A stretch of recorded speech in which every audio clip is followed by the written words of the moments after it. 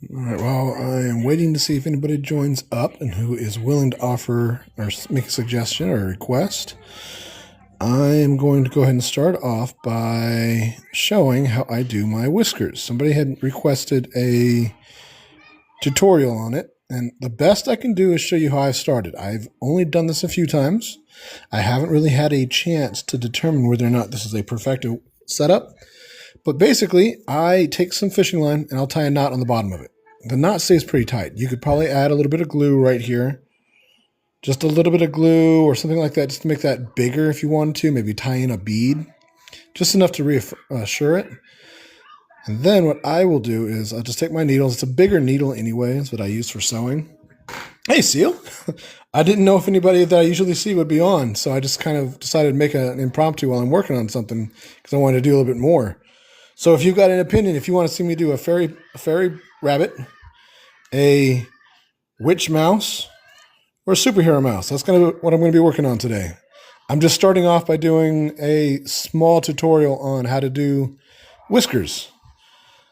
So all I did was put that through the needle, and then I pull it. Just got to make sure I get it where I want it. Thank you. Again, if you are interested in seeing one of those in particular being finished, that's my plan. I don't know how long I'll be on today. I just figured I'd do a little bit of a video while I'm working on some orders before I start my next set of orders. The options were going to be clown, superhero, fairy, witch, but I ran out of eyes because I got the wrong size eyes the last time I went and shopped, so we're just down to 3 options. That's not too horrible, right? 3 options is a good number of choices. But right now I'm showing how to do the whiskers. Hey, Spaz. Hey, I'm happy to see you too. Same for you, Cabby. Everybody's on here right now. I am completely shocked. So, Tina T, you are too. Whiskers are so cute. Thank you so much. That's actually what I decided to do for the beginning of this. Someone had asked how to make the whiskers. So I'm kind of showing the tutorial on it. And basically, I just take the fishing line, put a knot, and you could probably add some glue or beads here. But then I will use my slightly bigger needle, just load it into the needle like I would normal thread. Then I will put my needle in where I want the whisker to come out at, pull it through, and just let it come out. Once it comes through, it's not being held in place anymore, so it just comes loose in my needle. And now it's held in place. I also like to make the whiskers really long. I prefer to send them really long. That way someone, if they want to, they can trim them up how they like. And if they don't want to trim them up, they've got really long whiskers, which I think is cute and funny too. But I am waiting to get an opinion on what you guys think I should do. I may have to go soon. That's totally okay, Seal. I'm surprised that you made it here, and I'm stoked that you stopped by to say hi. But if anybody's interested in picking before you go, I know that everyone's got stuff to do for the day. I'm going to either be making my fairy rabbit, my superhero mouse, or my witch mouse while I'm working here today. So if you have a preference, just let me know which one you like. Is this the bunny that you actually made in? Yes, this is exactly that bunny. It turns out I forgot to add whiskers to the mouse as well. So I had lots of good reasons to remake this. But all 3 of these are current orders, so I just thought it'd be kind of fun to kind of work on them live. My son is watching something on YouTube. Yes, it's so funny. Sorry. Oh, you might be able to stay, huh, Seal? I love these eyes. The eyes that I actually picked up were a little bit too big. These are, as far as I can tell, they are 10 millimeter eyes because the ones that I got accidentally were 12 millimeter eyes. Usually I buy a whole bunch of them, but I ran out without paying attention. So I'm just kind of trying to fill up so I can keep working while I'm waiting. I cleaned my machine today. Apparently it needed it. I took it to a shop to show me. And you think the superheroes? Oh, they're superheroes. Gotcha. Superhero mouse. To a shop. So were they able to teach you how to clean it yourself? I'm hoping it was pretty easy to clean that, Cat B. The one I showed you is how I clean mine, and if I'm lucky, that's all it takes. I'm pretty sure that's all it takes to do it. Like I said, I've learned all the stuff myself. So if I'm wrong, then I'm hopefully not messing anything up. All right, so real quick, I think Cat B just suggested superhero, but I'm not sure if she was referring or if they were referring to the people who helped them. I love the whiskers so much. When you make the circus mouse for me, you should give it. I definitely will. Send me a reminder though. I tend to forget little details, but I write it down in my notes to do my very best. The little black one. Okay, this one's going to be the witch. So now we have one vote for witch. Does anybody have a preference for any of the others? Should I just go ahead and run with Tina T's? Headless mice. Yes, I actually, if you haven't seen, I like to make little videos where they're singing or talking. A lot of times I'll have them on my fingers. It's actually kind of fun for me to do that with. And I just haven't done it with these because I fell behind on some stuff. All right, so I'm going to go ahead and start working on, I got the wings cut out for my fairy. Get all this stuff put aside. I am going to work on a wizard witch hat and cloak. Keep up for an upkeep, but it needed to be fully clean, so they took it apart. I wonder if mine does. It's probably like filled with dust all inside here. I would not be surprised at all if that was the case. Well, maybe I'll need to take it into a mechanic, see if I can find one locally that can help me out with that, because that could become very important over time. So the witch hat that they wanted a cloak and hat, and they wanted it in black. So this is roughly how I make that process. Through time will you be left? Honestly, I don't know. I don't have to go anywhere. I don't have to pick up my son. So I might be on for about an hour. I think my phone lasts about an hour and a half to 2 hours. So that's probably the max I will be on, at least for today. I think that that's going to be a good size for the hats. Feel free. And if you can't make it back, I totally understand. I know that it's the middle of the day. People are working. People have got things they got to take care of at home. All that stuff. I'm just really happy that you stopped by and said hi to me. Thank you so much, Seal. And that's my son yelling at me like a dinosaur. Triceratops. So here is what I do. I don't have a pattern for my hats and for my cloaks. I might have a pattern for the cloak, but it's a rough pattern. And what I will do is I tend to just, like, for the hat, I make the brim of the hat separate and sew the top on. So what I'm going to do here is I'm just going to sew a circle. Just got to make sure I do it so that it catches the whole thing. I'm going to leave a little bit of an opening because I have to right side this out. Now, if you're making your own hats, you can definitely come up with a more specific plan. Say you want it to have a pointed brim or any other details that you like. Or maybe you just want it to be a nicer circle.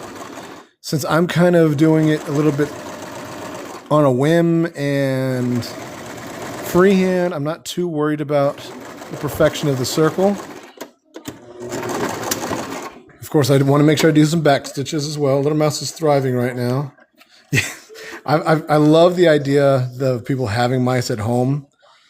And it kind of makes me smile to think somebody might wind up watching a live of me making a new mouse while watching it with their mouse.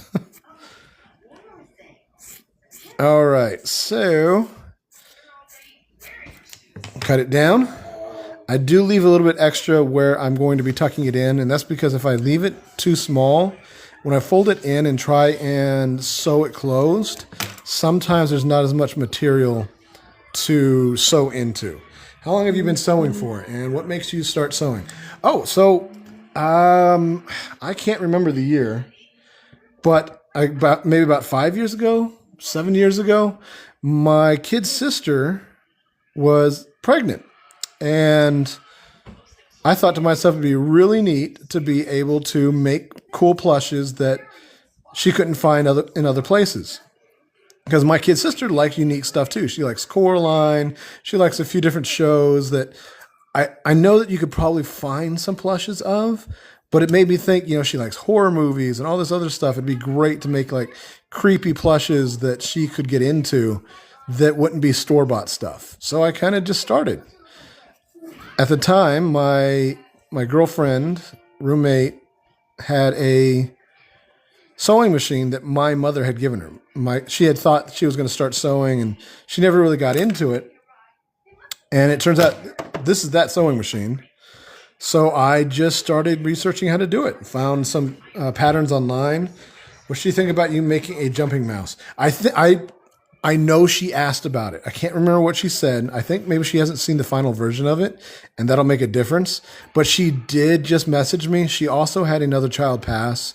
So she messaged me and asked if I could make a mouse, one of these mice, like I did for my wife. Oh, you have a good day, Spaz. I'll talk to you later, okay? But basically, she wants me to make a memory mouse from her child, and I think that that's going to be fun, and I'm looking forward to doing that. I'm probably going to try and make a few other things for her as well. So even though I don't make too many plushes for her kids, they grew up before I wound up learning. She does have a new baby, and I found a perfect way to show my love by making a memory mouse for her. Trying to get this tucked in so it's nice and smooth and flat.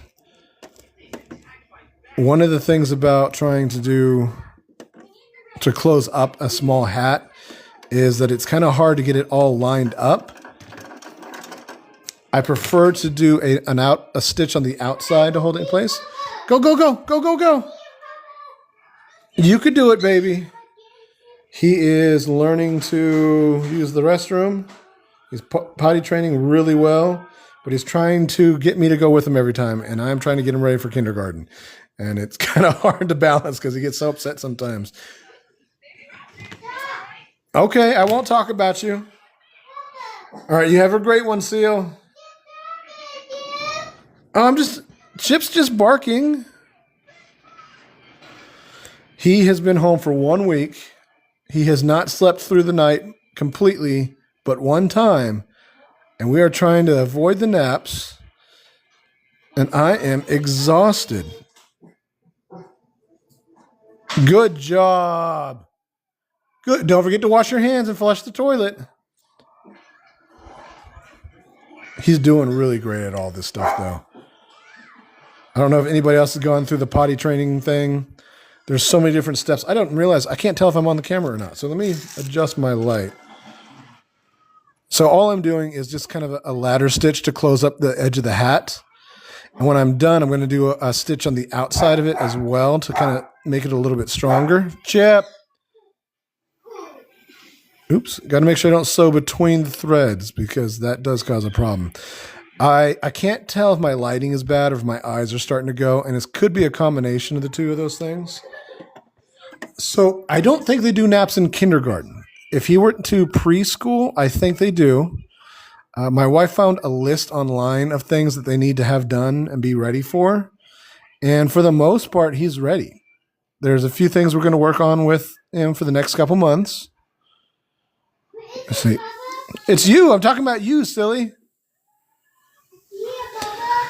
But from what I could tell, they don't do naps anymore. Apparently, about his age, they start phasing it out anyways. So I am trying to phase it out, but at the same time, with him home and being me watching him at night, sometimes I feel like I really need a nap, and it is hard not to nap sometimes. When he was going to school and I was working at home, I could do my work, I can get caught up, and then I could take like a 40-minute just recharge nap before I went and picked him up. Now that's a little bit harder to do. Oh, can I pay anybody's rent? No, I don't think that you're real. I really don't think you're real, Travis Stanley, so I'm going to go ahead and block it. What's your idea, buddy? You want me to make a Pokemon? Well, if I make a Pokemon, can I make it on Monday? Because that's the day that I usually make Pokemon. So here's the thing for you, Emma. I am happy to ship to France. Somebody actually just made an order. Vance. Okay, I will continue to wait, but at the same time, Mommy will be home later, buddy. Okay, so Emma, there's a couple things. First off, I just had somebody order from France, and I can ship to France. It's about $25 for shipping. That's the estimate that I got from the post office. But also, if you are interested, I sell the pattern, and I could email that to you. And then, Chip, then between the lives that I am recording and posting on YouTube and doing lives as in general, I could always help you make your own. You can ask me questions as we go. You can watch how I do the different steps. They're so small that there's a few tricks that I've had to learn. But I usually go through that when I do these on live. So you might be able to kind of figure out, make some adjustments, kind of follow along. Chip, stop barking. Oh my goodness. If nobody's home, Chip won't bark at Vance, at anybody. But when Vance is home, Vance is playing. So, of course, the dog is barking too. My friend. All right. Chip is such a cute name. We call him Chipper, Chipperoonie, all those little things too. Chip. The little one demands. He is so cute. I hear him in the background yelling. Look, Bubba. Yes. Did you wash your hands? Did you? Good job. I thought I heard the water running. And here's the brim of my hat. Oh, I thought it would be more expensive, so I would love to buy one. Just message me anytime, Emma. We can talk about what you want. There are some changes that will occur. They start at $25. That would be about a mouse. And then from here, we can do the details to it, like make it a clown mouse, or this one's going to be a superhero. This one is going to be a witch. And then, for example, I've got these wings cut out so that I can make this bunny into a fairy bunny. And then I have whiskers, all kinds of things I can do to it. And that's just the basic idea. So I also have made a sculpted skull. So I made a necromancer mouse. I've made hoods and cloaks and wizard outfits. Somebody just messaged me and has ordered a tooth fairy rat. So I'm going to sculpt a tooth and make it look like the rat is eating the tooth, because I imagine tooth fairies would eat them. So there's a lot of options. Message me anytime and we can figure that out for you. I am going to go ahead and start stuffing. Let me stuff this head up and sew it together. The reason is because I realized that I'm making the hat for it, but if I don't have the head to put it on, I can't guarantee that I'm making the right size. So if I go ahead and stuff this, I can sew everything closed and kind of decide on the details from there. So I don't know how exciting a lot of this stuff is. Thank you so very much, Emma. I keep getting surprised. First off, I'm always happy surprised when somebody likes the stuff that I make in general. But I'm getting even more surprised because I'm seeing a lot of people are seeing me from overseas, international. I had somebody that was disappointed I couldn't ship to Russia. I have some people in Germany, France. You're the second person from France. And that, again, I'm just always thrilled at the idea that somebody, not only my friends and family, but people across the nation, across the world, have been interested. I do too. Cat B is very patient and understanding with me. Cat B ordered a jumping mouse. Basically, I started making a jumping mouse on live, and then I made half the outfit on live. And since then, I have not been able to finish the outfit. And Cat B has been very gracious and very understanding that I've been trying to finish up some orders to get caught up, because I had one of those, those creative swings where I go from being manic and working on it all the time to having to deal with tornadoes and taking care of my kids. And all these things kept piling up, and I fell behind. So I'm trying my very best to get caught up as quickly as I can. Thank you so much. I actually have snails. I have the bunnies. I like putting the bunny. I like the bunnies too. I think that they're cute because I get to put the ears up. But it's so funny how different they look just because of the ears. Now, if anybody watching does happen to have a pattern and they've already purchased one, what you do, whenever you go to fill the body, start off with a small wad of filling. You can't get a big wad to break up and spread out, but with a small wad, what you can do is you can tuck that into the legs so that it takes that form. And then you just do all 4 legs, and after that, you'll fill the rest of it. Your plushies are so cute. I'm already talking about getting other ones. Fantastic. And I don't know if you know this. I like making new stuff. I don't make it as often because what winds up happening is making a new plush is like a 3-day to a week-long process. Yes, sir? It's just can you throw that away for me? Okay, you don't have to. Thank you, though. I appreciate you bringing me trash to pile on top of my stuff. But basically, I started a frog that I've got to work on for a commission. I just recently had a reason to make a Mothman, so I'm making a tiny Mothman, which I could make bigger versions of. And I've got a friend who has ordered several mice that I haven't had a chance to make yet. But I'm trying to catch up on orders, and it feels like it's weird to kind of process turning art into a business sometimes, because it's something I make that I love to make, but then I have to be very responsible and make sure I don't just abandon people who have been so trusting and caring and considerate to offer me money for what I make. How do you have time for all this? I don't. I'm doing my best to adjust. So in my mind, I want this to be a business, right? But I also know that I can't make absolutely everything every time. So one of the things I started doing was making the stickers. I'm going to start doing art and photo shoots for these. I'm human. You're a human? Robot dinosaur. You're a robot dinosaur. Okay, so like the dino stirs? And like in here. Yeah, which one are you? I transform our dinosaur. You're transforming into all of the dinosaurs? Not just one or two of them? Papa, look. Yes, sir. Yeah. So he's watching the show called Dino Stirs, and I don't know the quality of it or how common it is, how many people have seen it. And now he gets to be a human that transforms into dinosaurs. So I don't have time for that. Oh, I was saying is basically I'm trying to find a way to balance between the art that I can create, the time to make individual plushes, and the pricing on it, because I've got this at a bare minimum pricing because I want to be as fair as I can. But in order to make it a business, I'm trying to figure out how to be responsible in that route too. And it's really hard to do. But I am working as hard as I can to make this real. And I really appreciate all of you for just helping me, going along for the ride. Even just talking is always a lot of fun. So thank you, Tina T.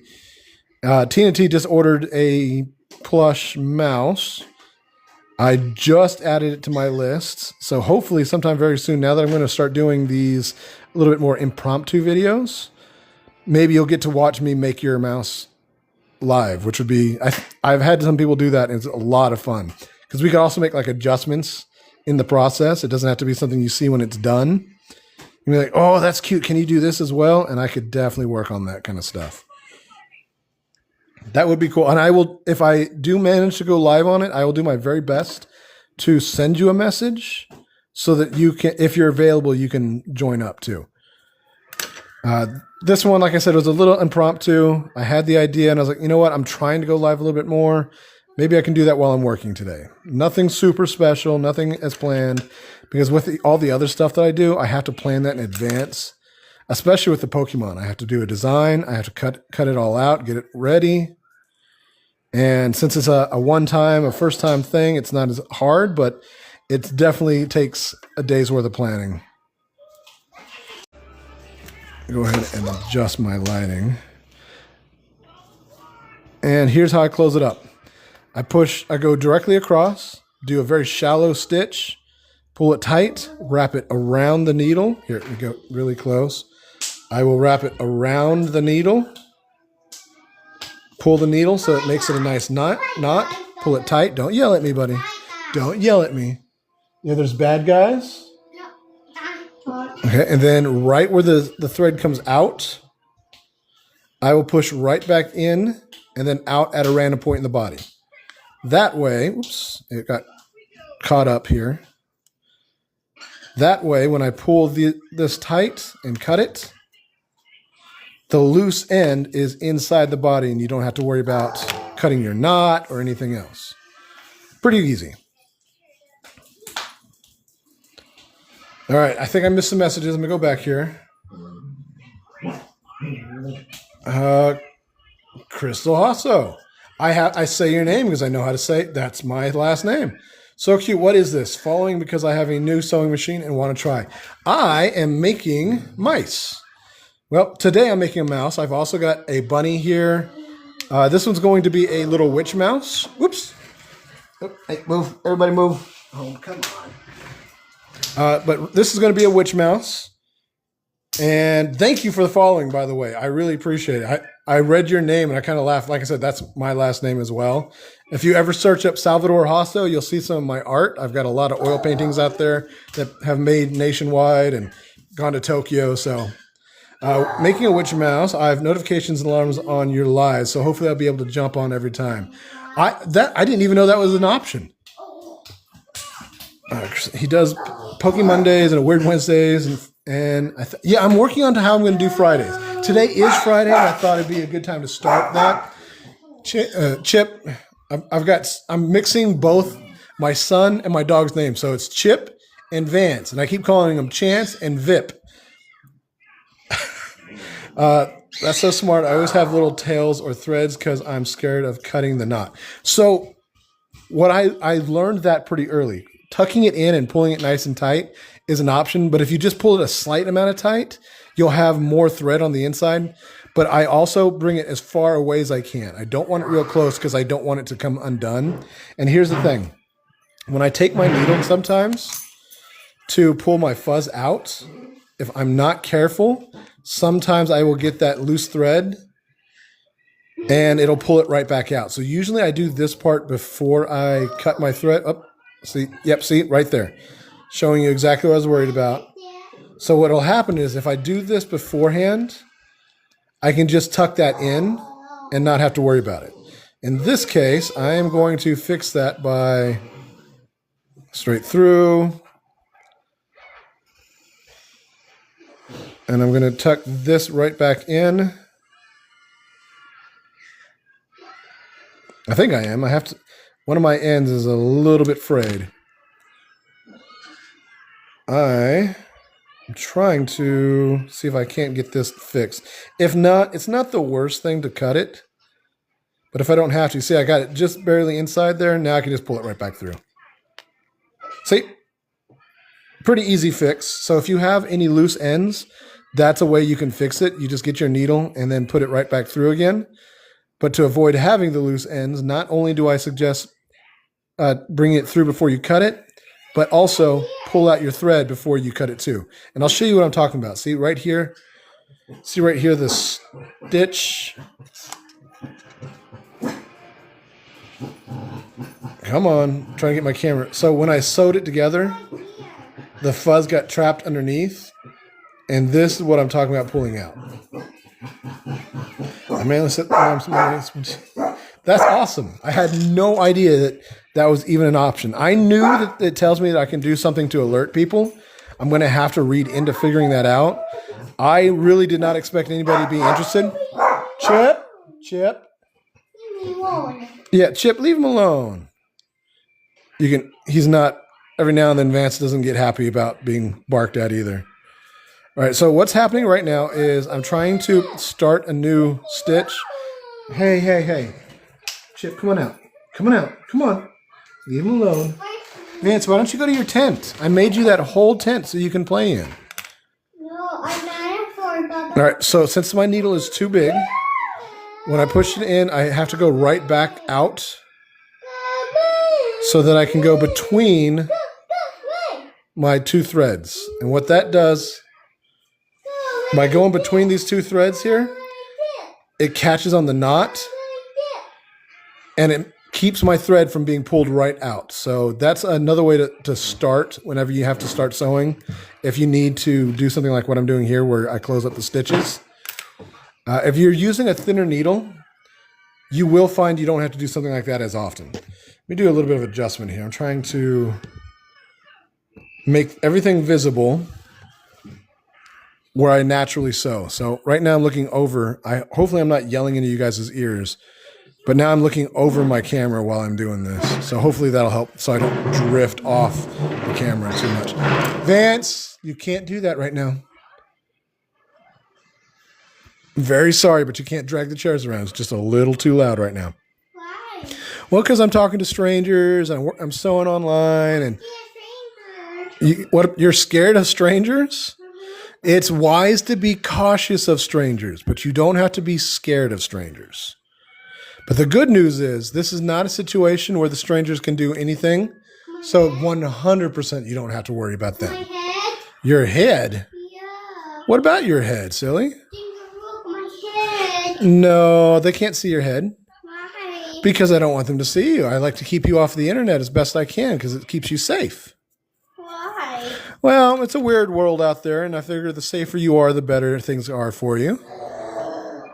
All right. For the head, I will actually start hand stitching downwards from the neck, just a few stitches, just to kind of reaffirm the snout shape. And then after that, I will use that same thread without cutting it and just start sewing straight across the back. Stranger danger, now he's worried for you. I kind of did. I mean, as far as the details go, I want him to be safe. But I'm also trying to keep him from being like scared. I'm trying to teach him to be cautious and aware, as opposed to using the word scared and danger. I know it's weird. It's a subtle difference, but I think he's got a little bit of the take things literally aspects that I have, where I had to learn that what people say is not always what they literally mean. So I'm trying to use the more literal terms that I want him to learn from. So when he says things like he can't do it, I try and teach him, oh, it's hard, or I don't want to do it. Or when it comes to being scared, I'm like, I don't want to do that, or I'm worried, or, you know, those little deep differences, because vocabulary is such a weird thing that sometimes it doesn't matter. But then you'll find with a 4-year-old that there's times when it does. Vance, please stop rocking that chair around. I know you are, but you're moving it very loudly. If you can move it a little bit slower and a little bit quieter, that would be wonderful. That's a good job. You can go real slow, maybe, instead of like tapping it. So right now, at this little area, there's several layers of thread from the sewing machine and from my hand stitching. So it's getting a little bit harder to push in through. So keep that in mind as well. It's one of those things that sometimes you may just have to get a thimble, you may have to push down your table, but you want to be careful. I have cut this finger so many times. You can even see there's lines right here that are basically scars from using the needle this way. You trying to make another cage? He uses the chairs to make a cage so that he can be a trapped dinosaur. And 1 second, I know I've got some messages. What's wrong? Well, you have to figure that out. You know how to make it work. You just kind of turn them and see what works best for you. All right, let's see. What did I miss here? Okay, you can make a rectangle cage.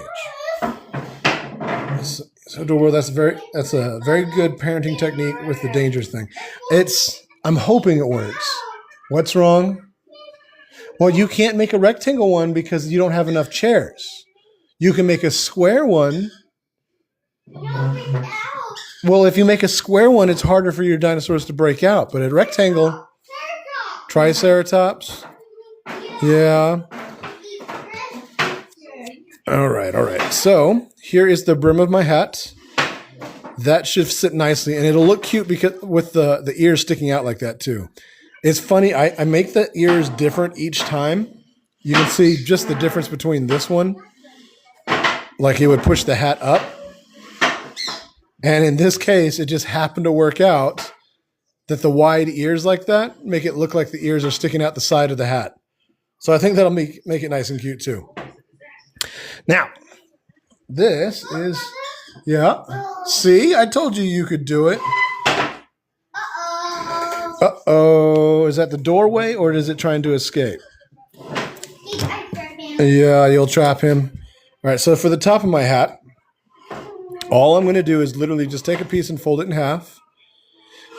Depending on what I'm doing, there are times when I will use this corner, the fold, and I will just sew out. So basically, I will do a stitch like right here. And, well, you're going to have to fix it, aren't you? It just depends on what kind of shapes that I want. So if I did something like this, I could adjust it accordingly. But for the most part, when I do like the witches' hats, I tend to do just both sides. So I will sew here in here to get a wedge shape to it. So all I'm going to do is I'm going to sew up and then pick the corner and then sew right back down. I haven't determined an exact better option between those two things. I think it really just depends on what I am making and my exact mood at the time.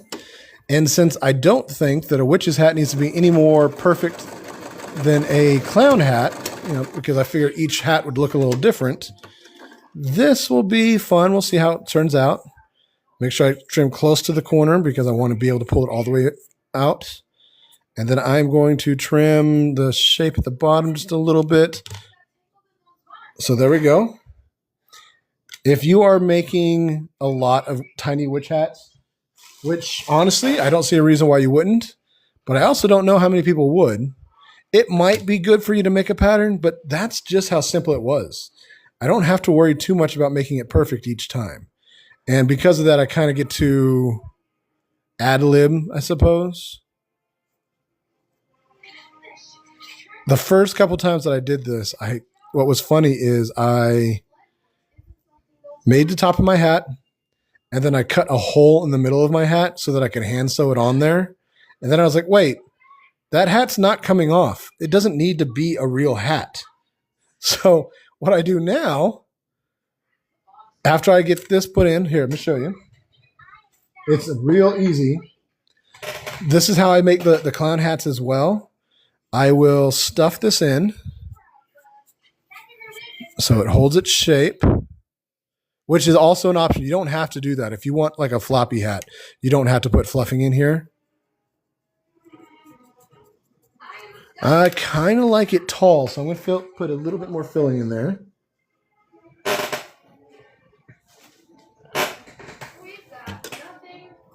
So what will happen is this will remain stuffed. I don't have to close it up. I can just hand stitch this directly onto the hat. And first off, if you want, you can hand stitch it right here, separate. But you can also hand stitch it directly into the head, kind of reaffirming it as you go. It makes it kind of one of a kind. Never can be replicated. You can get close, but never this. Exactly.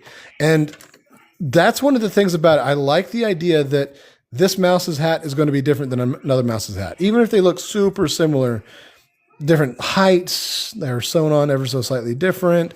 A lot of things like that make all kinds of difference. And it makes me feel like each one is personalized in some small way. So here's what I'm going to do. I'm going to show you how I would attach this hat. Thread my needle.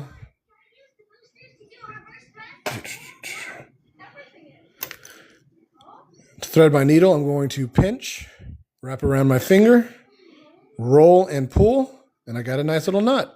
Real simple to do. And to make the whole thing really easy on me, instead of having to hold this in place while I stitch around here, the first thing I'm going to do is decide where I want the hat. Kind of want it right about here. Now I'm going to do it wide. I think it looks cute wide.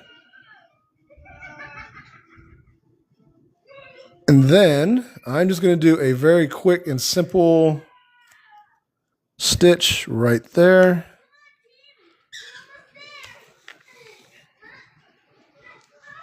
Using that same trick to hold it in place. I don't want to pull it too tight because if I pull it too tight, you can see that it starts pulling on the hat and changing the shape of the hat, which won't be a problem under certain circumstances. But if that's not what you are after, you definitely don't want to, you want to keep that in mind. That's how it's going to act. I am just trying to get this hat on here enough to not move. So I'm doing just a couple, just real simple stitches. They won't even hold if I were to pull on this. If I were to pull on this hat, these stitches would come out pretty easily.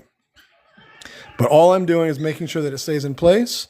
I've got the stitches at the center and they will be hidden underneath. So now all I have to do is attach the top of my hat, my cone.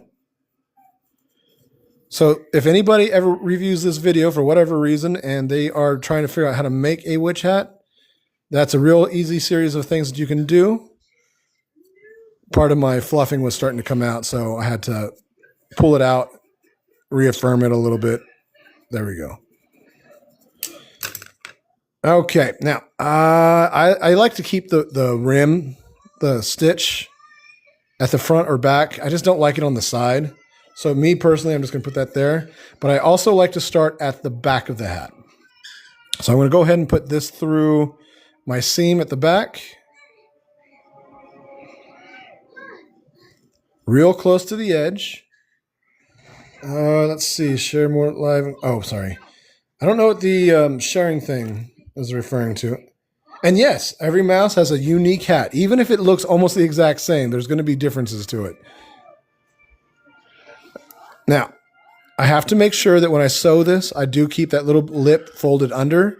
But for the first several stitches, it's not going to be something that I can really adjust for. I just have to wait until I get to a couple in to hold it in place. And then once I do, I can use, again, something small to tuck it in. What's my favorite Pokemon? I have a few favorites. I started in Gen 2.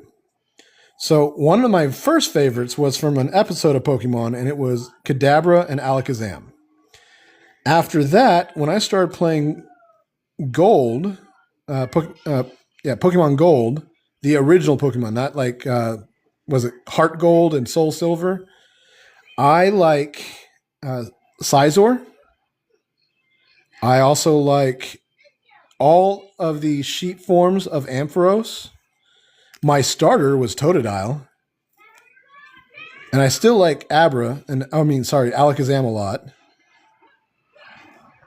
And I've grown really fond of Joltik, which is not in either of those series, but I really like Joltik. And in fact, I think what I'm going to do for one of my Pokemon Days, not Pokemon Days, is I'm going to actually make a Joltik. Not a goofy Joltik, but a correctly sized Joltik. I think that would be a lot of fun to do. Right now, one of the fun things is finding out what my son does or doesn't like. Like every now and then he'll see a new Pokemon and he likes it. And we opened the pack on Monday as well. So he's having a lot of fun doing that. But I don't think he's got a favorite at all yet. I'm not sure how well this is showing up. Sylveon is a good one too. That one came out in Gold as well. Wait, was it Sylveon? No, it's Umbreon and Espeon. Sylveon is the fairy one. The fairy one's very cute. I did a design. I was going to make a leather wallet with a Sylveon. And Lucario's pretty cool too. I saw Lucario in one of the movies that Vance has watched. But before that, I didn't know what Lucario was. And we pulled his card a couple times. I don't even think Vance has noticed it, except for the fact that he recognizes it maybe from the movie. Okay, so all I'm doing right now is I'm just tucking that little bit of material in before I go too far. And then I kind of pull it tight. You can see right there where it's kind of pulling in. And what will happen is if I continue along that route, it'll keep the edge of the hat, the cone of the hat, looking nice and smooth.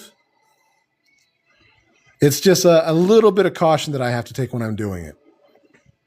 Mine, Vulpix, and Alolan, and the Alolan version.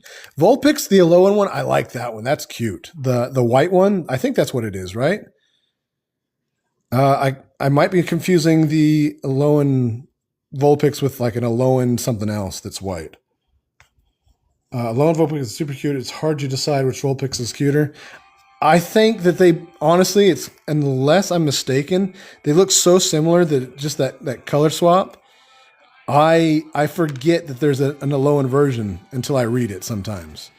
Isn't it ice too? I can't remember if the Alolan version is also ice.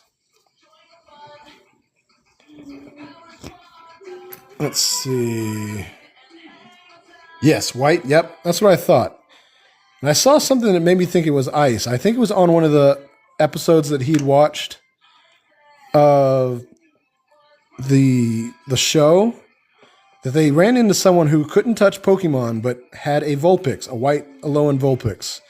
And I thought it was ice as well. I had this whole idea in my head of making like the entire series of Gen 1 and 2. I know that that's like 3 years worth of work if I just do it once a week. So I've considered the idea of kind of doing more of them, or more often at least. Maybe even doing some of them where I'm not doing it online, or I do like extra versions of it. Suddenly realized I hadn't eaten today. We got up a little bit late this morning. Like I said, he's on summer vacation, so it's kind of hard to stick to a schedule. But we are trying, and we wound up getting up a little bit late. Ice, snow, that's what I thought. Where's your home at, Catby? I know you said you recently moved to someplace with tornadoes, which I know has to suck.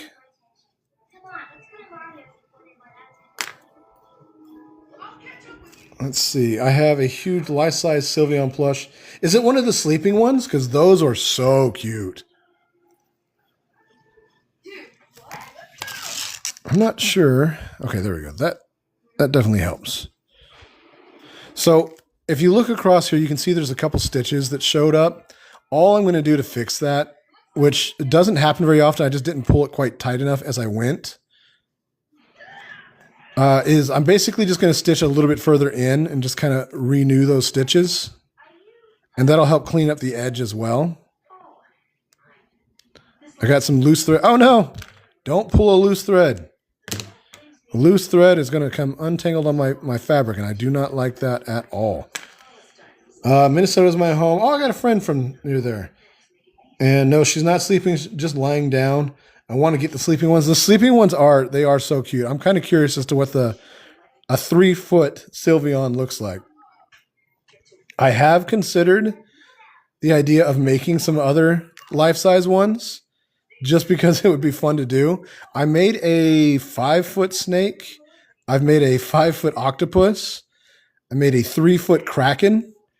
So I made some really big plushes, and I know that they're so cute to have. My biggest worry, though, is that when you do the Pokemon, that Nintendo's kind of not cool. Like, they really want to make sure they make their money, and that's fair. But at the same time, it's like they don't really care about their fans. Like, I just saw that they forced a YouTuber, to close down his mockumentary safari thing, where he had done all that digital art so it looked like people were finding real Pokemon in real life.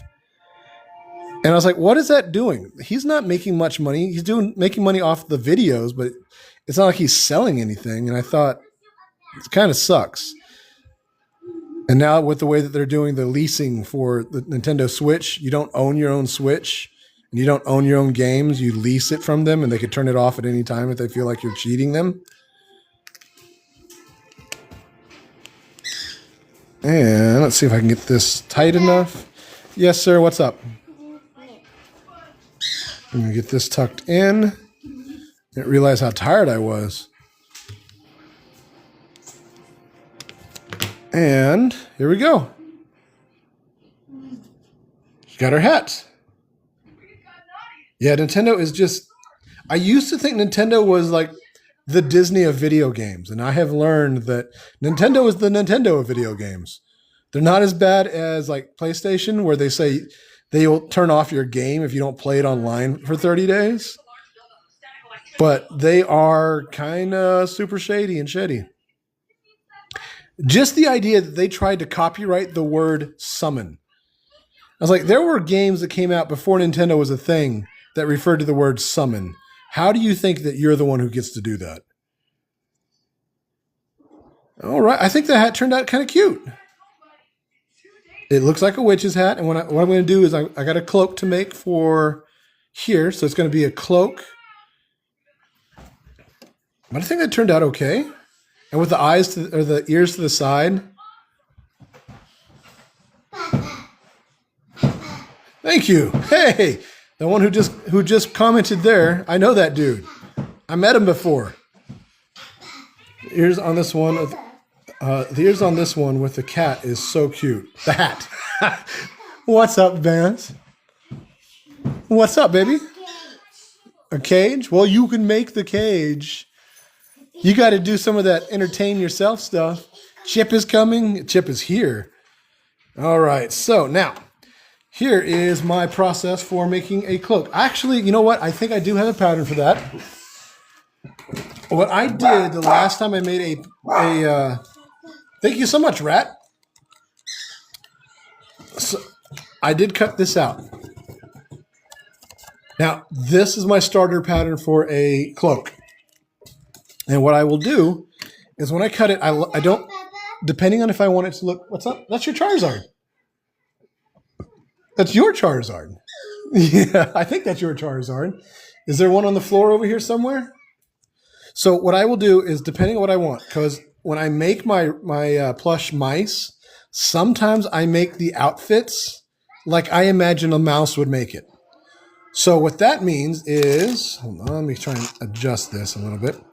Sometimes a mouse will take the time to hand stitch and make it nice and clean, but there's going to be some circumstances where the mouse just finds a piece of spare fabric and just throws it on.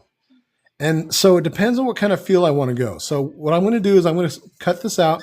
I'm going to sew the ends to show you how I would trim that up. And it is a little bit of a process because what happens is I have to pin it all in.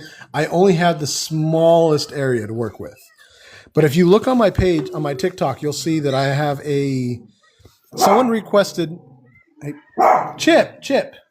Someone requested a vest for their work mouse so that they can wear it at work.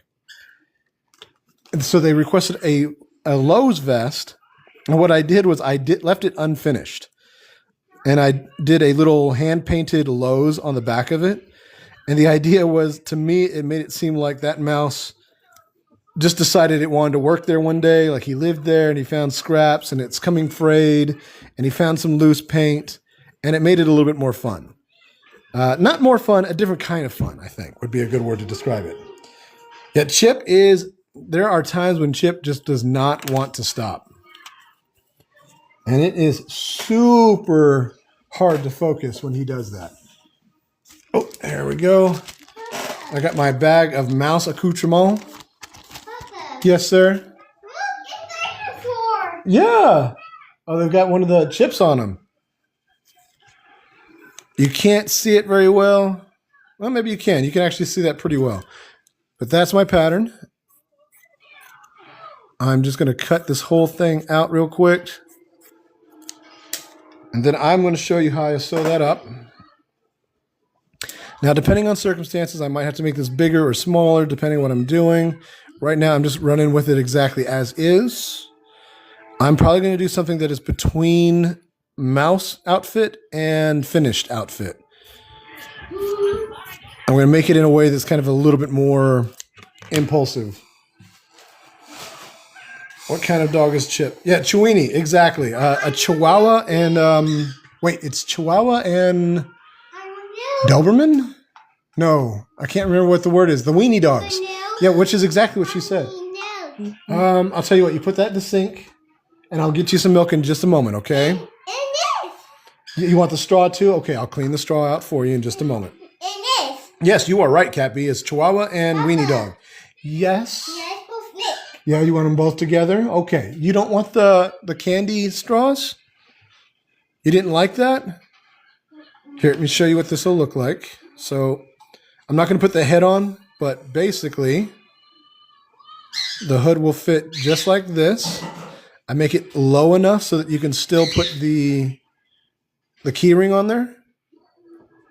Oops, looks like I've been on for 45 minutes. I got to prove that I'm a human being, that I'm still here. Oops, wrong one. It moved on me, so there we go. Okay, there we go. So I have to make the hood low enough. Come on, you can do it. Focus in the right spot. Low enough so that it can still reach the loop, so that it can be still used as a key ring. And then I have this high enough so that it can go to the front if need be for decoration. Now, that's not super concerning. In this case, it's a little bit more important because the person requested I attach a bell here. So I'm going to bring this in just a little bit more. Only a little bit, because what's happening is I'm going to try and do something to sew that together so it's not just a loose end. So let's go ahead and give it a collar. And let's see, I got to find just a little bit of material here. I don't have just a little bit of material. This is all scrap from a bed sheet from forever ago. Okay, now what I'm going to do is make this a little bit easier on myself. I'm going to set my back end like this. I'm going to draw up the same shape.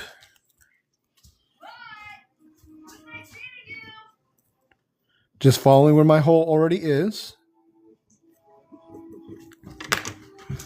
Now, when I cut this, it is essentially going to mirror, and when I sew it together, I can right side it out and not have to worry about loose end. Now all I have to do is make my collar however I want. And let's see, if I do just a low collar, I can, let's just draw this up real quick. Set this here.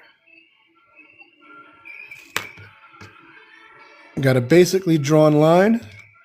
Again, doesn't have to be perfect, but I'm going to give it a little bit of extra space because my intention is to sew an edge. And to do that, I'm going to fold in and then just start pinning. Since I've got my pin line in place, I can use that as where my fold is going to go. That being said, the pin line will show. So here's what I'm going to do instead. I'm going to actually fold it in this way. That way I don't have to worry about the pin being visible when I sew it. It probably won't make much of a difference, but it makes the difference to me, and that's honestly all that matters sometimes. When I'm working on a project, I want to do my best to make it as good as I can. And as silly as a little difference like that is, I like to fix it. Let's see. This is going to do like a thin collar. Now, what I could do is I could cut a second one of these out and just sew the outside and the edge. But I think I want this to be a thinner, flowing kind of cloak. So instead of doing the 2 layers, I'm just going to do it this way. And I'm putting lots of pins in there, and I have to do it in this direction because if I try to pin sideways, let me show you with the next pin. Oops, I gotta get that one to fold just a little bit better. The tighter the fold, the curve, the harder it will be to get the material to stay flat and where I need it to be. So I have to start kind of double folding it. But if I try to put a pin this way, there's nowhere near enough space to get that to hold. So what I kind of have to do is force the fold to stay in place here in tiny sections. And then, of course, my stitch is going to have to be really close to that. Now, if you're not comfortable doing a stitch this close to the edge, you can hand stitch it. Just doing a simple back stitch is all you would need to hold that in place. Just kind of basically making a series of figure eights. All right, let's see if I can get this to work. I'm going to have to pull out each of my pins as I go. And again, all I'm doing is sewing really close to the edge to make a nicer, I don't think seam is the word. I know that bias is not the word. Bias would be, the bias tape is what is used on the edge of a lot of things like this. It's one of those downsides to being self-taught. I don't know the words for most things. Oh, good. It started to slide. I wasn't even sure. Oh. Nope. See, it's trying to get caught up underneath my machine. So what I have to do is use my actual thread to pull it out. And then I have to pull each pin out just a little bit each time. Always want to stop with the needle downwards because that way I don't have to worry about it sliding on me. And I am going super slow on purpose.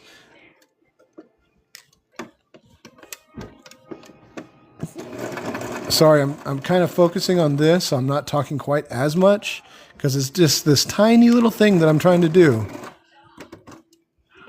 Now you can do a zigzag stitch. There's a lot of different things. I want it to look a certain way when I do this. So that's why I'm not too worried about doing a zigzag. I want it to be a straight edge. And I know that you can't see a whole lot of what I'm doing because it's so dark and it's black on everything. But I think it looks like it's coming together pretty well. Quick back stitch. Looks like I have to fix one spot of it real quick. You can see that I got most of my seam. Come on. I have to keep moving my light. You can see that I got... you can see I got... Every time I put my hand here, right here, I got the seam really close to the edge, but there's a section right here where it came up and missed, so I just got to fix that. Hello, I haven't seen you live in weeks. You must be go live when I'm sleeping. It's a very high possibility, Kat. Fancy. It's nice to see you, though. So I'm working on doing more lives during this time of day so that it's lunch for me, but maybe like... What's hungry? The ankylosaurus is hungry. What does an ankylosaurus eat? Blueberries. Blueberries. It's my gift, or is it? Okay, well, I don't have any blueberries, but I can give it some plants. We've got strawberries if you want those. My favorite. Yeah, your favorite? Did you find some pretend blueberries? Sorry, I'm trying to get we've got several things going on here. It is summer vacation, so my son is home, so I'm trying not to ignore him, but I'm also... Oh, is it destructively eating them, or is it like playfully eating them? Well, you got to be careful because that's mommy's and you don't want to destroy her plant. Oh, pretend? Okay, that's okay then. All right, so now I've got a clean edge. It's not like 100% perfect, but we already talked about how the plan is to make it kind of... What is that? Oh, you found the other part. Now I don't know where the first one's at. I think it's over there somewhere. I'm going to go ahead and fold this in. I want kind of a curved corner. And this one I shouldn't have to pin because I've got enough space here. Let's see if I can get that to work for me. A lot of what winds up happening here is hopes and prayers. And I accept that. I know that I'm not good enough to be able to make everything perfect every time. So I'm just kind of like, all right, let's run with it. And a lot of times, even if I don't get it right the first time, I can go back and redo something. I'm not afraid to do something. Uh-oh. Don't pull any more pieces off of that, please, okay? Yes, I know it's for the ankylosaur to eat, but I don't want you to break mommy's stuff. So I got that corner. I'm going to do the same thing over here. It's not perfectly even, but I can adjust by cutting that a little bit more. But I've already discussed how I kind of want this to be a little bit more of a combination of a perfected mouse and something a mouse would make that would be imperfect. So I'm not too worried if it doesn't wind up being exactly a certain way.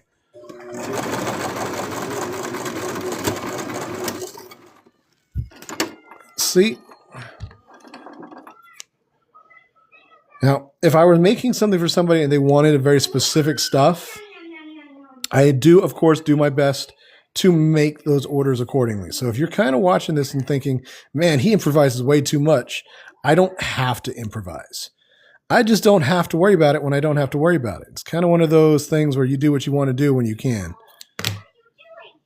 And then I'm going to cut just a little bit of this off. You put it in there? Okay, well, go find one of the keys. So there's our collar. I have all these pins in the way. Now I've got all this cut thread that's in the way. I've got a small trash bag that I use. Let's see. Skunk Hot is Central Standard Time. I think I know I am. And he tends to go live. But yeah, I'm Central too. What is it? Yes, it is. That's a part of the flower that you broke. Yeah, black fabric cat, it is hard to see sometimes. I keep moving the camera around all over the place. Or the light around all over the place. I hope it's impressive, Teeny, but at the same time, I know that what I'm doing sometimes turns out to be so weird and so wrong that I'm just kind of like, let's roll with it. Okay, now, before I sew this on, I have to go and sew up the inside, or sew up my hem, my edge. Hem, that's the word. So let's go ahead and do the same thing here. I'm going to keep folding over and over again, trying to keep it on camera. I don't know what it's going to do for focus, but I am doing my best to keep it all in. You'll see that because this is so small, there's going to be these little folds that appear. What happens is the material doesn't have space to stretch. If you're doing like a bigger cloak, that's not something you would have happen, or it would be something you would specifically try to avoid. When I did some of these the first times I did them, I was overly worried about that little detail. And then one day I realized this is so small and it goes as a clothing for such a small plush that it's almost impossible to see. Now, it's not impossible. It's just you have to look for it. I also learned there's a lot of other things I could do. So if I really wanted this cloak to look really perfected, imagine like Snape as a mouse.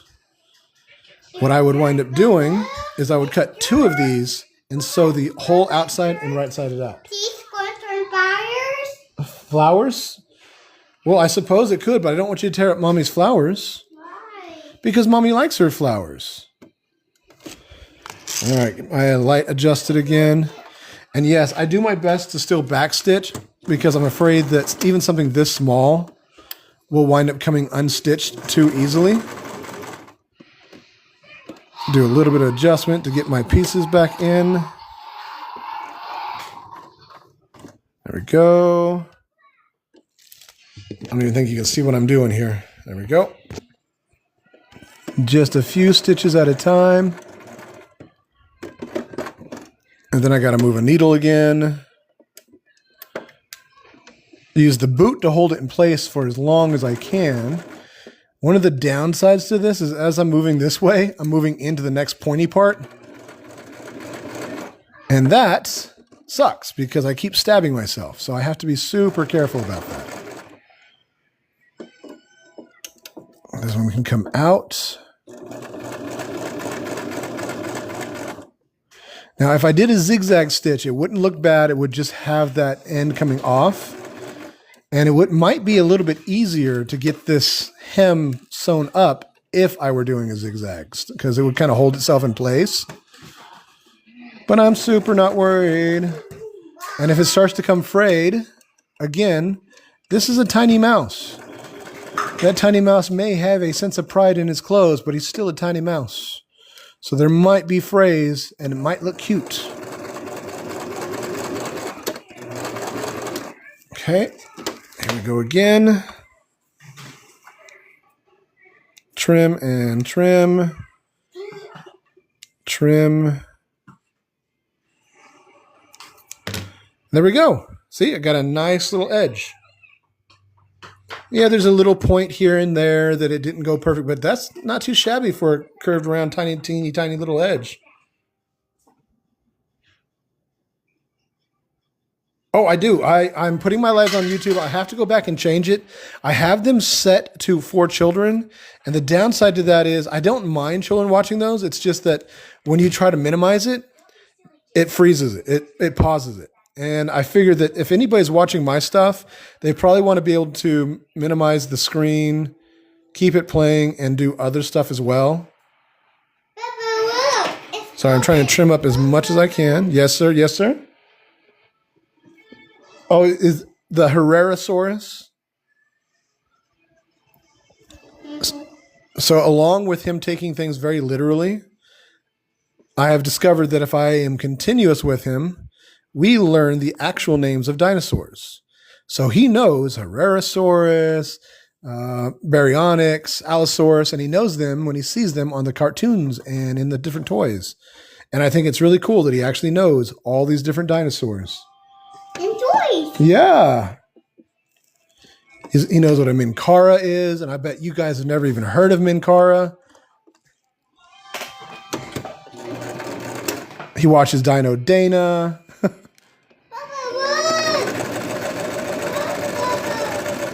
One moment, please. I'm almost done with this line.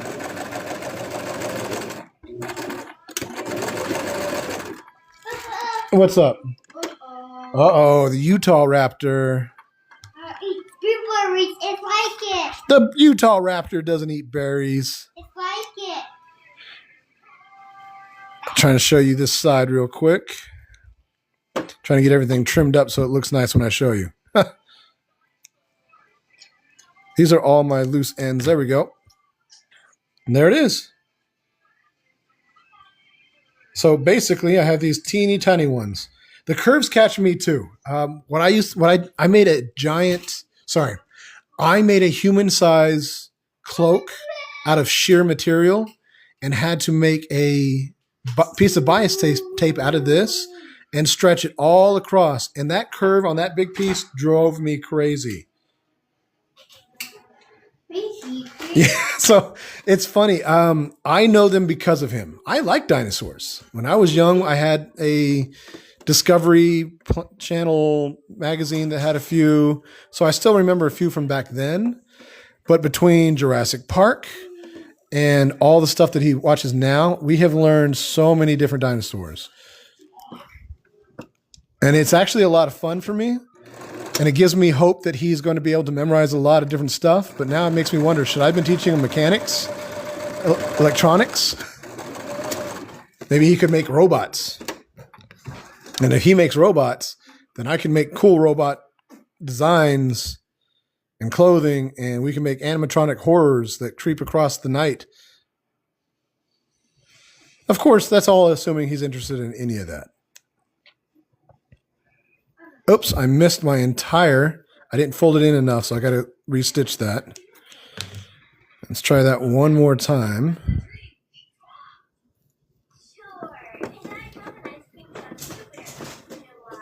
Give it a nice little press. Come on, you could do it.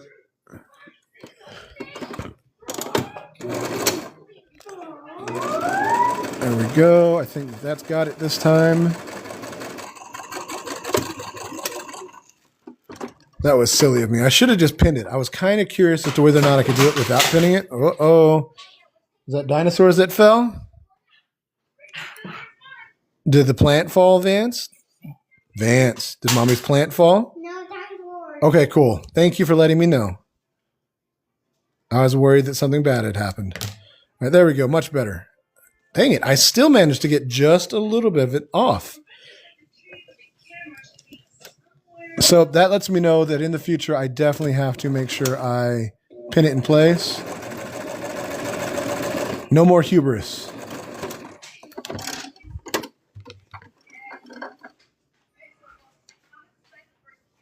I'm trying to get everything finished here. I tried to make it a little bit faster myself and just discovered that, nope, can't do that. And it's not like pinning it is hard to do. It just sometimes I don't want to do those extra steps. I wouldn't say lazy, but I definitely wouldn't say invested in making things harder on myself. What am I making? I am making a witch mouse. In this exact moment, I am making a cloak. What are you asking about? Your which one? With the crest? You talking about Minkara? I don't know. I haven't seen it in a little while. Check around the couch. I think the last place I saw it was near the bottom of the couch. Well, you have to go look. Sometimes you have to get closer. All right, so I want this. Here's how I want this. I want these to be this way. So I think I need to do this. No. So what I'm trying to do now, is I've got a top seam and I've got the bottom. I don't want this bottom part showing from the top, and I've got that on both.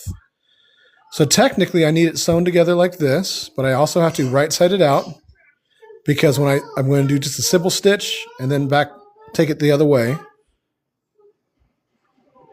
So what's funny is this should be easy to do, but for some reason I'm having trouble doing it in my head.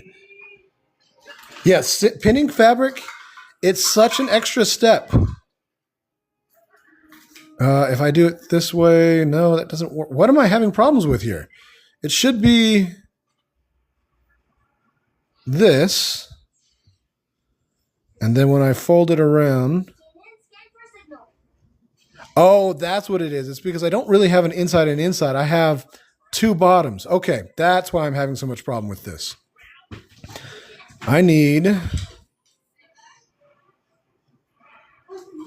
Nope, we're getting closer.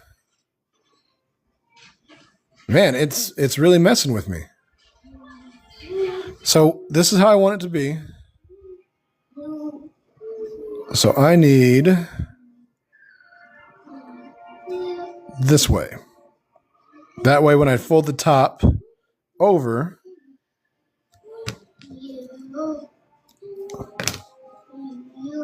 man, this is driving me crazy. I'm just going to do a quick hand stitch and find out what I'm trying to do. I don't know if that's ever happened to anybody. I know exactly what you mean. It's like it shouldn't be that hard. And somehow I've made it extremely confusing in my head. So I'm just going to do a real quick running stitch.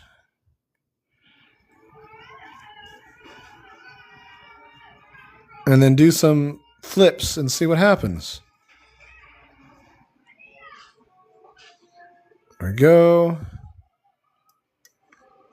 Now, if I flip this, see, yep, that's exactly what I was worried about. If I flip this out,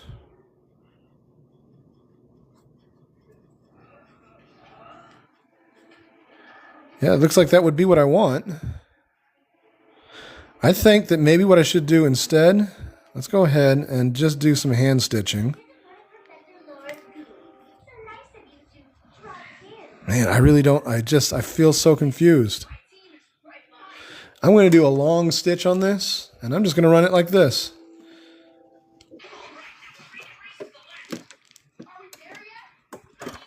I feel completely silly.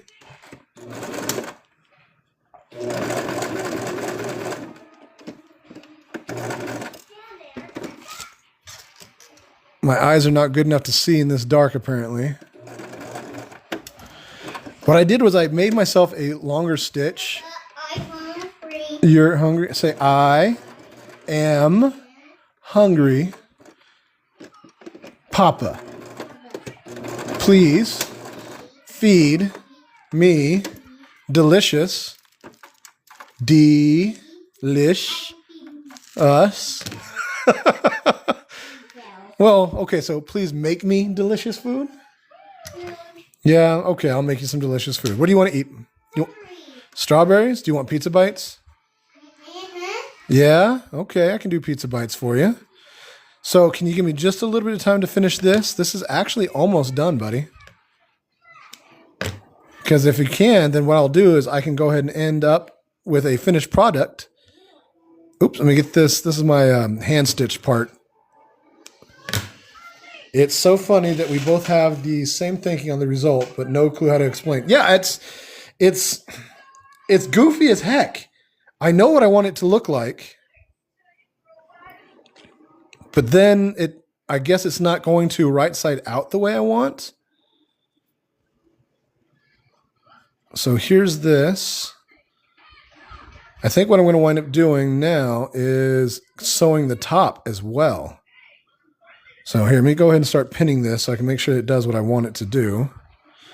I should have enough space where I can use straight pins.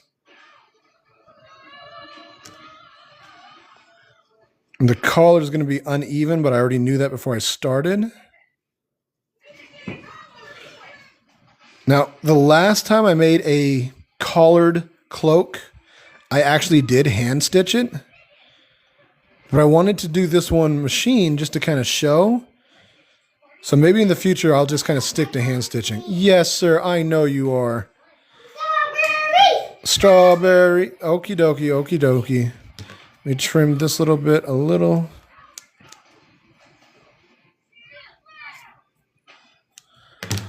All right, so basically what I did was I have my tops on both. I'm going to do a quick stitch across here. I don't even have to do the whole thing. Just my thread came out. I just have to do enough where it holds it in place. And even if it comes just a little bit loose on the edges, on the corners, that's okay. If I were trying to make this a perfected or a human cloak with a collar, I definitely would do very different steps.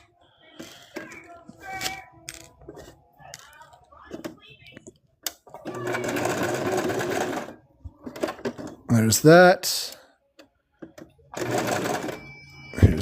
There we go. I think that this is going to do what I wanted it to do, because I don't have like literally an inside and an outside.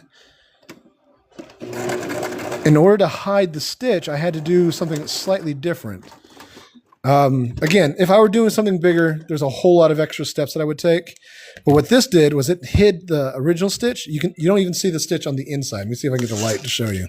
So I've got the inside and the outside, and the original stitch is actually in between here. And that's where my confusion was coming in. I wanted to get that hidden so that you couldn't see it, but I also had to make sure that I kept all my top side of my cloak and my collar in the right area.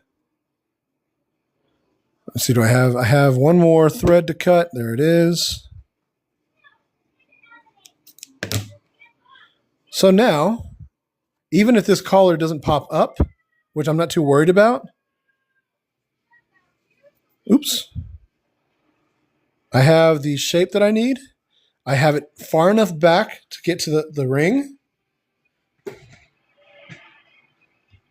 I don't think Nick was the person. No, it was Kat that was. So I'm going to go ahead and block Nick as well. Oops, no. Yep, there we go. Block. Confirm. I know, buddy. Give me a minute, please. Oh, it's a collar. Okay. I thought it was facing. See, that's the thing. I was trying to figure out somewhere between collar. I didn't want it to be a hood, but when I'm done, I can always sew this up. But yeah, it was. I don't have two sides. It's not like if I were making a cloak, I would have the inside and an outside, and I would have these clear definitions that I could utilize. All I was trying to do is hide the connecting stitch from the hood by putting it on the inside, and I was just so confused. But now I have this set, so all I have to do is when I hand stitch this, I make sure I keep my little loop here. Let me go ahead and pull that up so you can see what I'm talking about. This is my loop. And that's where I put the key ring on, so you can wear it as a charm. And when it's done, this should pop up just a little bit. And even if it doesn't, it still looks good as a secondary flap, like there. Yes, I actually have the mouse right here. It's going to be a witch mouse. So what I'm going to do is I'm going to go ahead and... I'm down. You down? Here. You're down there? No. Well, yeah, you can get down there. Yeah, you can go ahead. Here. Yeah, if you'd like to, you can. That's a safe enough area. I don't mind you exploring a little bit. Trying to make him a little bit braver, letting him do things on his own. But it's also kind of scary because I have to make sure that he doesn't do anything too crazy. Are you able to fit? You know you can go around. Or is the whole point the fun of climbing down? I would show you what he's doing, but I'm very cautious about showing him on... Oh, what is that? Oh, it's just your coins. Okay. I'm very cautious about showing him online. My Facebook page is mostly business and art. I don't even use it that often, but I don't put pictures of him on there ever. I've done a couple of lives where he's been in the background. I've had to make sure that I point the camera in different ways.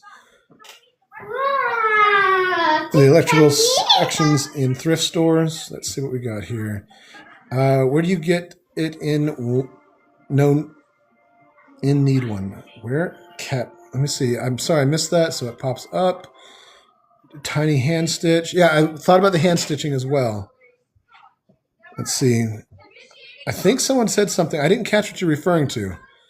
You're good. I don't show my baby ever. Yeah, I really just don't.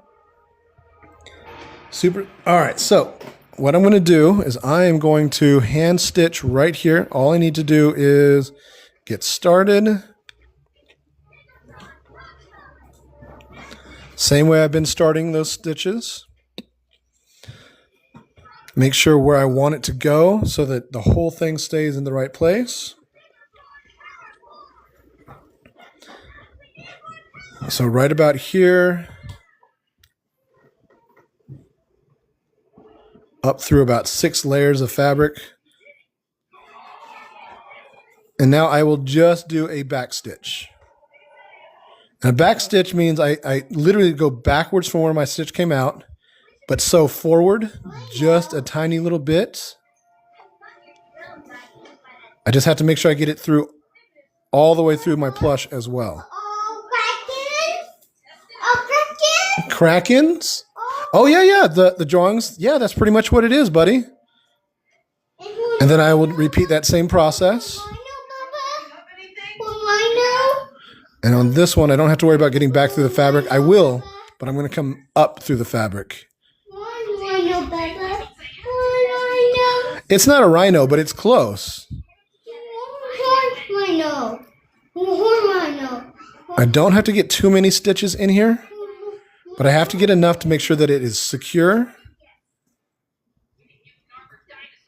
And since this is also where I'm going to be putting a bell,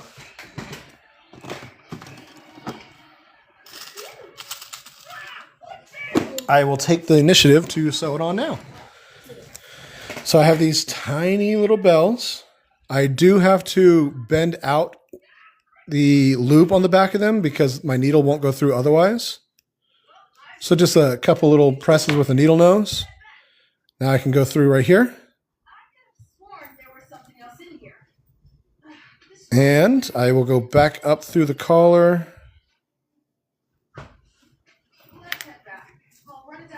And I don't want it to be too tight, and here's why. I want this to be centered. Papa! Why are you yelling at me? Papa, I don't need one. You found another Lego piece? One, Papa. Yeah. I don't So what I'm doing here is I'm trying to use this to hold it centered. Just have to make sure I get all my thread tightened up. And that should give me a good solid bell. I think what I'm going to have to do is put one stitch right here just so it holds in place so it's not just empty thread. So that the stitch that's holding in place is a little bit closer to where the bell's actually at.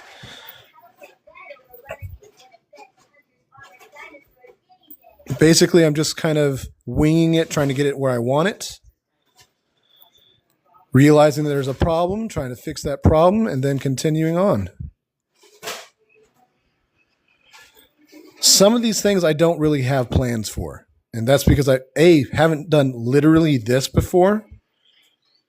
And B, because even when I have done some of these things, I still didn't make a written out perfect plan for it. So there's a lot of little details that you'll see me kind of figuring out as I go.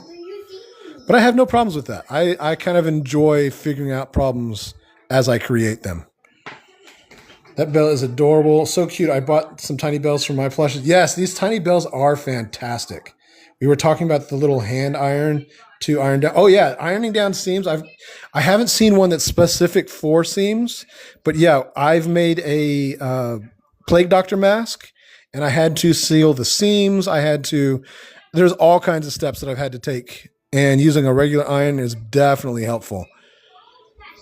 Now, do keep in mind, if you are making plushes and you decide to iron it, this minky material might melt. I think it is 100% plastic made. So you want to do a little bit of preemptive research on your materials before you start doing any kind of ironing. It's something that I learned while I was researching it, and I may not have ever realized it if I hadn't have stumbled upon it. I definitely did not search for that information, and if you don't search for it, you might not stumble upon it either. So keep that in mind. It's one of those important little details. I am now just sewing right across the back of my hood. What'd you find? The T-Rex. Oh, you put it back together? Good job. Smart boy. Who's smart? The big boy. What are you supposed to say when someone says you're smart? You're supposed to say, and strong and handsome. Yeah, you did. I'm trying to teach him to say that in response to, oh, you're so smart. I want him to go, and strong and handsome. Sometimes he wants to fight me on it, but sometimes he likes doing it. Okay, let's get, instead of starting over for the head, I'm just going to pull this thread through. This is where I would normally tie off and then cut the thread. I'm hoping everything is lining up decently. It looks like I may have to do some extra stitches here to get that cloak centered, but that should be okay. Let's go ahead and run this through here. I'm going to get some of this fabric or some of the fuzz pulled out too so that it's not trapped underneath. Let's see. I love using curtains to make bags. I think using stuff is great. Minky is so soft. But I think that depending on the projects you're working on, something like making a dog bed out of curtain is brilliant. And making bags out of curtain material, that's also a great idea. It's going to be a sturdy material. You may have to get a different type of needle for your machine, but at least you know that what's going to happen is that bag is going to last. I make leather bags as well. I learned how to do hand tooling with leather from my uncle using his dad, my grandpa, who I call Papa. I learned using his tools shortly after he had passed. And I love making bags. I actually make custom card cases for Magic the Gathering. And I haven't made any for Pokemon, but I would if anybody was interested. I make wallets and stuff like that. I'm one of those guys that just loves to learn how to make new things and do new stuff. So I tend to kind of just pile on hobbies and habits and new things. And in fact, if you look at my earliest posts on this TikTok, you'll see that I had no idea what would land. So sometimes I was doing plushes, sometimes I was doing art, sometimes I was doing leather. And then when these took off, it was great because it allowed me to kind of pick a focus. And I could still do my other stuff. This guy is almost put together. If you are wondering, all I'm doing is what is referred to as a ladder stitch. And that is a shallow stitch through the material. Then you go directly across to the other piece that you are attaching and repeat. It is a real simple and sturdy stitch. And as an example, I'm going directly across from point A to point B. Just a super shallow stitch. Pull tight. Ow, way to stab yourself. Pull it tight. Now be careful when you pull it tight. If you wind up pulling too tight, you might break your thread. And it's not like you can't start over, but it does mean you have to start over. And I'm telling you right now, there are times that I've gotten almost done, broke my thread on the last stitch, and been so aggravated. Now, another thing is you can also tell that as you are sewing on the head or an arm or a leg, that you can adjust how it sets based on where you put the stitches. So you will want to pay attention to that so that you can get your head in the expression you want or facing the direction that you want, all those little details. And it's not hard to do. You just kind of make a couple extra stitches or make it a little bit deeper into the head or the body or whatever it is you're working on. I got to invest in a good sturdy thread. Yes, good thread. Sometimes you'll get old thread in the good type. Like I get this all-purpose polyester stuff. Yes, you will still find that sometimes you'll get like a weak version of it, like an older version. But if you aim for the better stuff, it's just easier on you. Okay, I've got one more stitch I'm going to do. I like to finish on the body because I can't always feed through the head. So this is going to be my last stitch. here I'm going to tie it off. Once again, all I do is, let me see if I can get this so that you can see. I pull tight. I wrap it around my needle twice. And then I pull the needle, and that makes a nice, simple little knot. Now I will push the needle back in where it came out last and into the body so that I can pull it out at some random point. Be careful. Do not stab yourself. You're pushing through at random. If you are not paying attention and stab your thumb, that is one of the worst pains. I don't know why the thumb hurts so bad, but it really, really does. So now my thread goes through the body here. It goes into the neck, through the body, and out right here. You give it just a little bit of a pull, cut it off, and then that thread is now inside the body, and you don't have to worry about it being loose and hanging anywhere. And here is our witch mouse. I kind of like that it looks like it's coming out to the side, so I'm not going to sew it up a little bit higher up here. I just think that that's kind of cute because it kind of looks like the flare of the cloak. So Tiny, did you do the body on the machine? Yes. I sell a pattern. I made my pattern from scratch. It used to take me 4 hours to sew a single mouse, but I've gotten the experience. I've learned all these little tricks on how to sew it within an hour and a half. Or actually, I guess hour and a half start to finish. But yes, all of it is done on the machine. And if you watch some of my videos, I do go through the steps of doing that. If you are interested, just let me know and I will do a whole mouse live one of these days. You can send me a message, just kind of follow me and send me a message or send any kind of requests. And I will show you how I do this entire tiny little mouse on a regular sewing machine. I've got all these little tricks that I've learned while doing it. Oh, it's John again. John was here just in time for me to make a big mistake one time. In fact, I guess it was Wednesday. I'm glad you could join me, John. Did you do the body? Yes, I did. John is back. Don't sew through a gap. Yes, every time. Was your jumbo mouse hard to make? No, actually, because I learned to make these mice so small, this is actually harder to make than something big. So when I make the big mice, it was way easier to do. It became something that I was able to do a lot faster because I can make myself a lot more allowance so that I don't have to worry about loss. Let's see what I've got here. The cap would make a really cute pin cushion. Yeah, it would actually. If I filled this up nice and tight, I could use it as a pin cushion.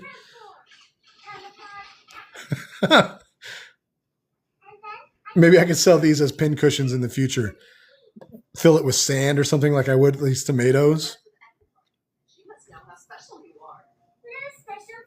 Do you know what's inside a pin? No, I don't. I thought it was like hair or sand or maybe even hay, but I wouldn't be surprised if it was hair.